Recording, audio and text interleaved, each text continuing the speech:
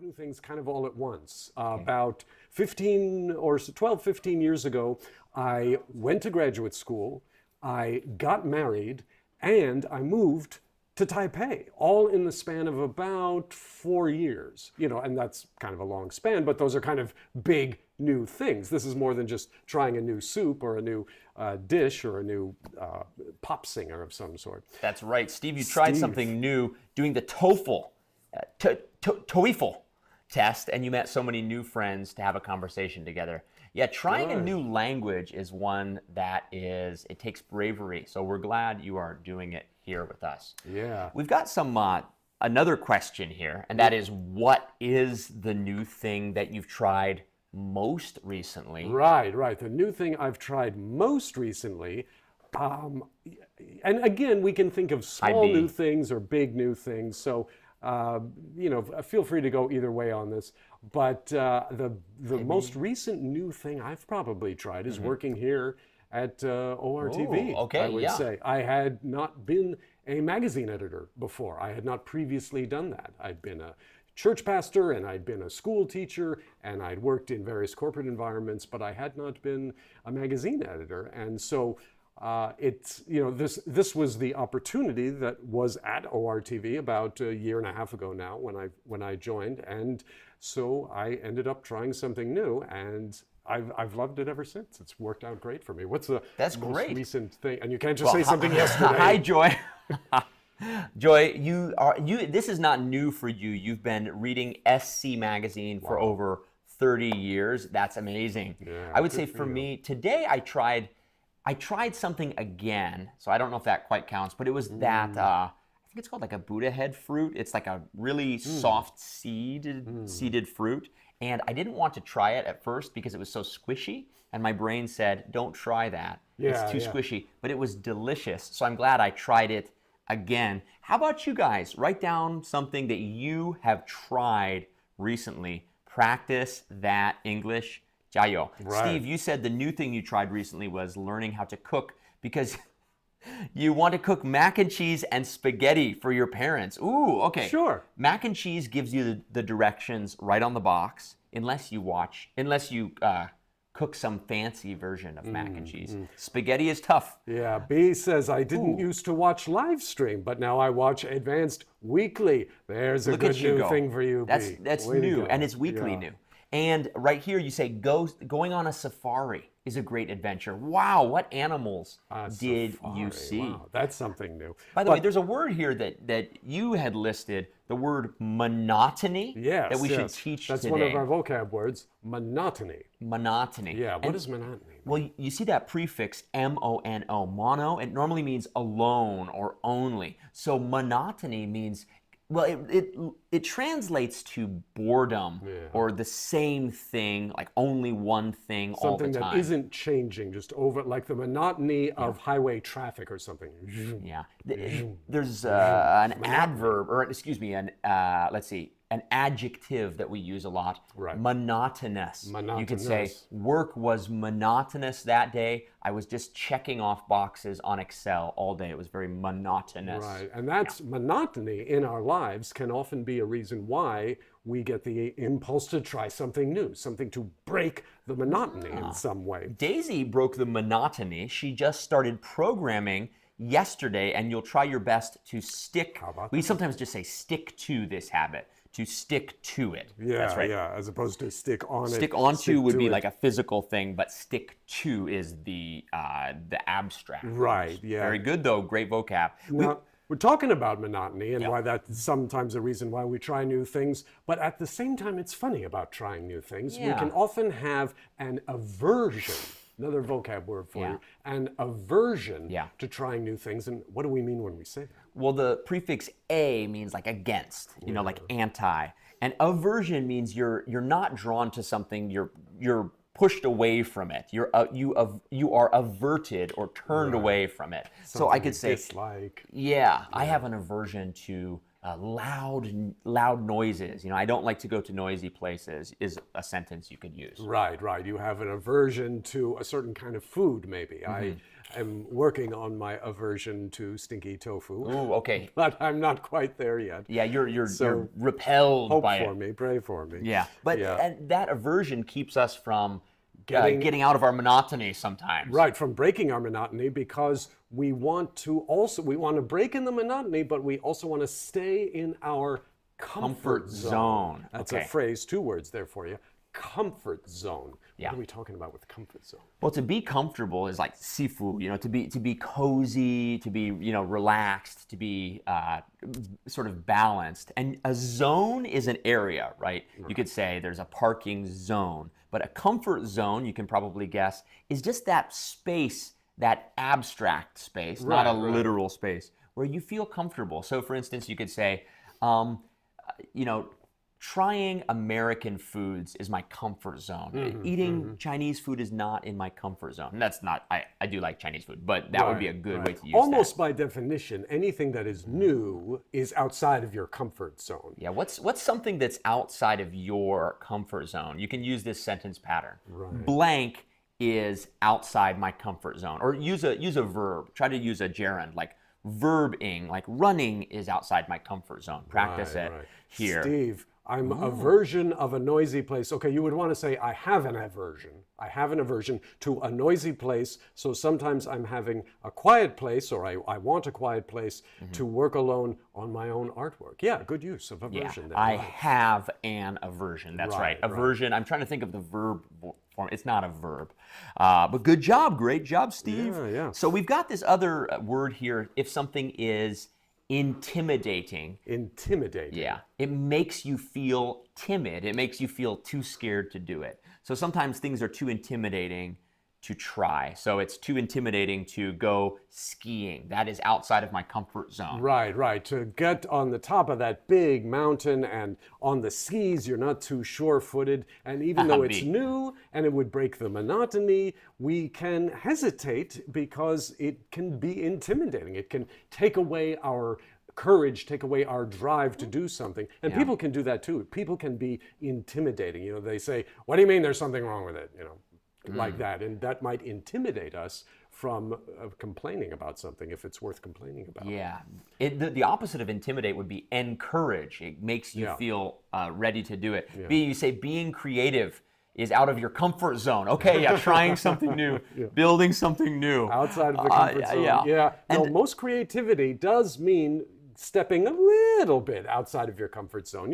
There's big steps and there's little steps, and just getting out of that comfort zone sometimes is, in the long run, that's how we grow. It is, and there's degrees of change, right? There are different amounts you could change. You could make a small change, or you could make a drastic change. Another vocab word for you, drastic. Drastic, right there on your in the chat.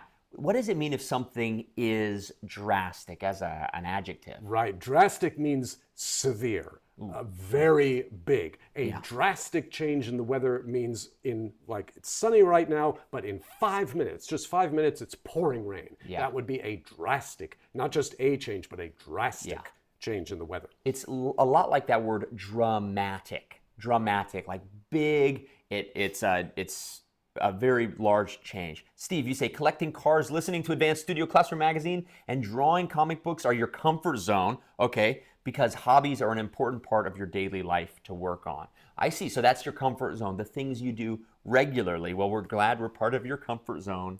Joy says, you two live here is a good example. Live. Being live here. We're alive. I'm alive. Yes, and is a good example living outside your comfort zone. Oh, yeah. In a way, yes. I mean, it's we don't quite know what we're going to say. Anything could happen. Anything could happen, Yeah.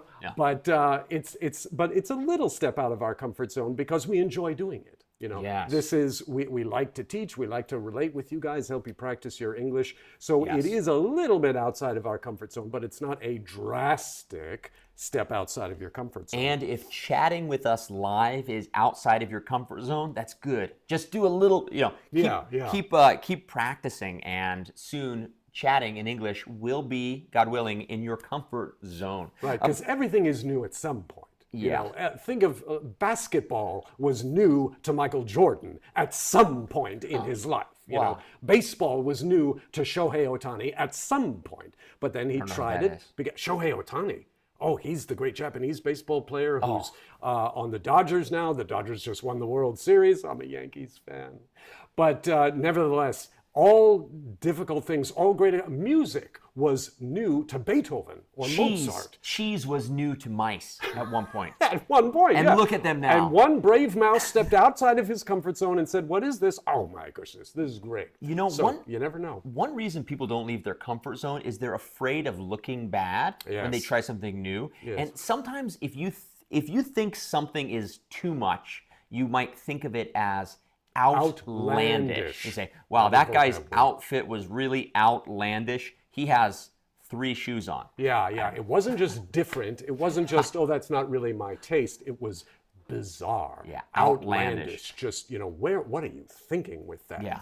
Steve, he's a great baseball player. Okay, I learned something new today. I don't really follow baseball. He is a great baseball player. Shohei Ohtani. Shohei Ohtani. He's my new favorite baseball player. Something will feel outlandish maybe when it's new. It seems like it's too much. Right. For example, you could say, I thought about running a marathon. It seemed outlandish even to think about it. Right. But then a year later, I was able to do it. Yeah. And it would be outlandish if you had never even run any kind of race before. That outlandish can also mean not necessarily just something bizarre or very, very different from the norm, but also, again, a huge step for you. Like for me, what would be outlandish in terms of trying something new would be, I think I want to play for the Chicago Bears American football team. Outlandish. You know, I'm 5'9", I'm about 140 pounds. The smallest guy on that team is probably 200 pounds, stands 6'3". Mm-hmm. So it would be outlandish for me to think of trying something new along those lines. Okay, we've got some interesting comments here. Yes. Esther says, children often help their parents try something new. I think so, especially with technology and maybe new vocabulary. Have you ever taught your parents a new phrase? I'm really curious. Teach us. B, you say innovative. Is that like outlandish? Not exactly. Innovative means the word nova is in there, which means new. Innovative means creating something new or a new idea. Right. Not necessarily an outlandish one, although it could be. But innovative itself just means to create something new. Yeah, like a new idea. Generally positive. Outlandish kind of is like the phrase, it's out of this world or out of your mind. It's out of the land. It's very foreign. It's kind of like a weird foreign thing. Joy says having 3 kids is also stepping outside of your comfort zone. Yes, I actually have 3 kids, and I am uncomfortable. He is outside of that comfort zone. By the Lord comforts me. It is a lot of fun. Steve, you say eating tomato. Whoa. Okay.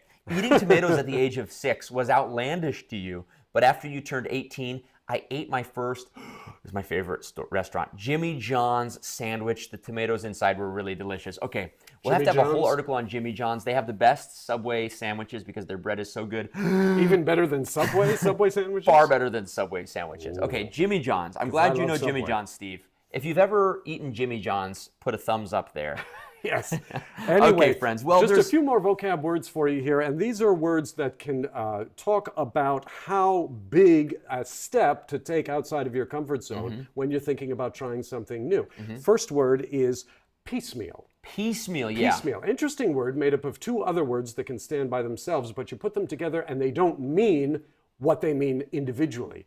Piecemeal, when they're together like that, means what, John? Well, let's use it in a sentence. You could say, I was not able to learn painting all at once, but I got a piecemeal education with a little bit of study here, a little bit there. So maybe trying different areas of the thing you want to do. Right, or just doing something gradually in steps, a piecemeal approach. Sometimes you'll hear it negatively, saying, we can't keep taking a piecemeal approach to rolling out this new project. We gotta jump in with both feet. We gotta take the plunge. And there's another great phrase. Take the plunge. Yeah, it means to literally just do something completely. Right. As if you were jumping into water.